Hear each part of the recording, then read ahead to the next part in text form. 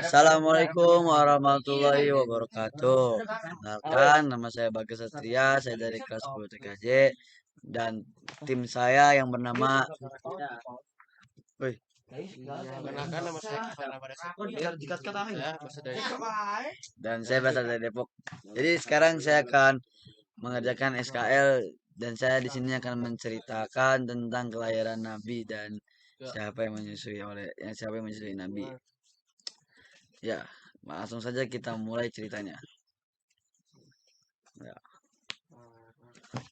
Kisah kelahiran Nabi Muhammad SAW bermula pada 12 Robiul Awal tahun Gajah atau 570 Masehi silam. Nabi Muhammad SAW merupakan Nabi utusan Allah Subhanahu Wa Taala yang menjadi penutup dari para nabi. Untuk itulah beliau kerap disebut dengan Khotamul Anbiya atau Nabi terakhir. Melalui wahyu yang disampaikan pada Nabi Muhammad SAW, juga umat muslim berkesempatan untuk membaca dan mempelajari Al-Quran sebagai pedoman hingga sekarang. Jadi, tidak ada salahnya untuk mengenal lebih dalam soal Nabi Muhammad SAW, sosok Nabi terakhir dan pemimpin umat yang ada di bumi saat ini. Kisah kayak Nabi Muhammad. Nabi Muhammad terakhir tanpa seorang ayah. Nabi Muhammad SAW lahir pada tanggal 12 Rabiul Awal tahun Gajah atau 570 Masehi, tepatnya pada hari Senin di kota Makkah. Waktu kelahiran Nabi Muhammad ini diceritakan sendiri oleh Nabi Muhammad melalui Abu Qatadah. Beliau bersabda, "Zalika yaumu wulidatu fihi wa yaumun bu'istu au unzila ala fihi."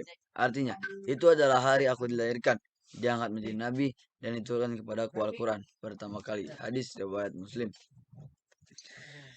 Beliau terlahir dari pasangan Abdullah bin Abdul Muthalib, seorang saudagar yang sering berpergian ke negeri Syam, dan Aminah bin Wahab. Abdullah, ayah dari Rasulullah SAW, merupakan anak dari pemimpin suku Quraisy dan sangat dihormati di kalangan warga. Sementara Aminah merupakan pemimpin dari Bani Zuhrah. Ia adalah sosok wanita paling mulia dalam hal keturunan dan kedudukannya di kalangan suku Quraisy, sebagaimana diceritakan oleh Abul Hasan Al-Ali Hasani An-Nadwi melalui tulisannya yang berjudul Sirah Nabawiyah. Sejarah Nabi SAW. Namun, Abdullah meninggal dunia saat Aminah mengandung Nabi Muhammad yang saat itu baru berusia 2 bulan.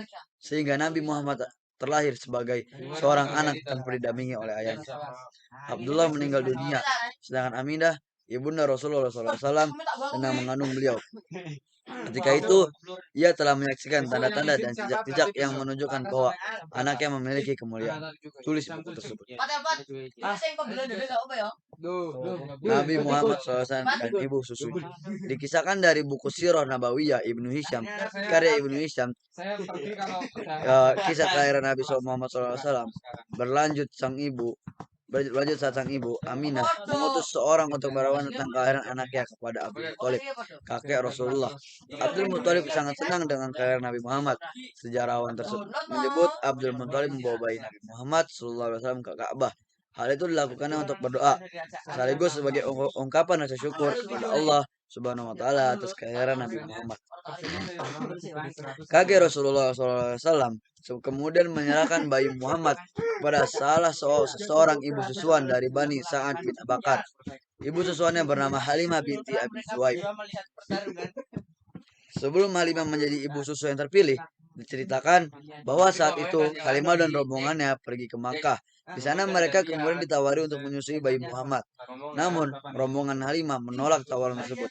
Mereka beralasan bahwa Muhammad itu adalah seorang anak yatim, sementara mereka membutuhkan imbalan dari ayah. Bahasa Arab kaum Badui sejati, bahasa yang belum rusak karena belum dipengaruhi bahasa asing. Dengan demikian, anak dapat bertutur kata dengan bahasa Arab yang baik dan dialek Arab yang asli serta fasih.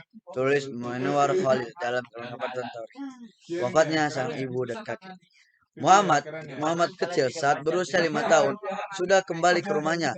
Ia mulai kembali hidup bersama ibunda dan kakeknya.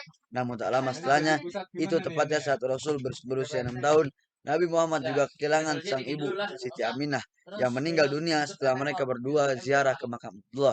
Aminah dikabarkan jatuh sakit sebelumnya dan dikuburkan di sebuah desa bernama Abwa. Alhasil, Nabi Muhammad SAW kembali ke Mekah bersama Ummu Aiman, sosok pelayan di keluarganya yang kemudian dianggap sebagai saudara sendiri oleh orang tua Nabi Muhammad SAW.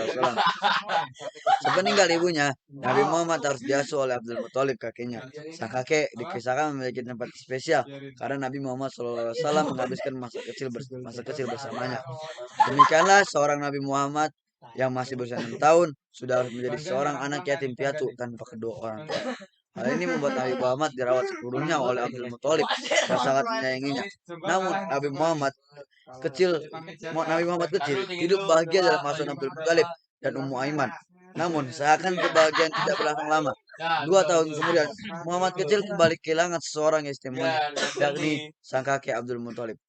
Tidak dapat dibayangkan bagaimana kesedihan seorang anak usia 8 tahun tersebut. Pengasuhan Muhammad kecil kemudian diserahkan kepada pamannya yang bernama Abu Thalib. Disebutkan dalam sejarah sirah bahwa Abdul Muthalib mewasiatkan hal tersebut kepada Abu Thalib, mengingat Abdullah dan Abu Thalib ada saudara seibu. Saat bersama pamannya, inilah seorang pemuka agama mengenali Muhammad sebagai utusan Allah Subhanahu wa taala dan membawa Islam kepada seluruh masyarakat dunia. Kisah kelahiran Nabi Muhammad SAW yang lahir tanggal 12 Rabiul Awal pada hari Senin adalah istimewa bagi umat Islam. Sebab itulah juga kita mengenal amalan sunnah puasa Senin Kamis sebagaimana dicontohkan oleh Rasulullah SAW. Mungkin itu saja cerita dari saya mengenai Maulid Nabi. Maaf jika ada suara-suara yang mengganggu karena saya sedang berada dalam kelas. Maaf jika ada salah kata atau salah cerita karena yang sempurnanya milik Allah. Unzur makola, wala tanzur man kola. Wassalamualaikum warahmatullahi wabarakatuh.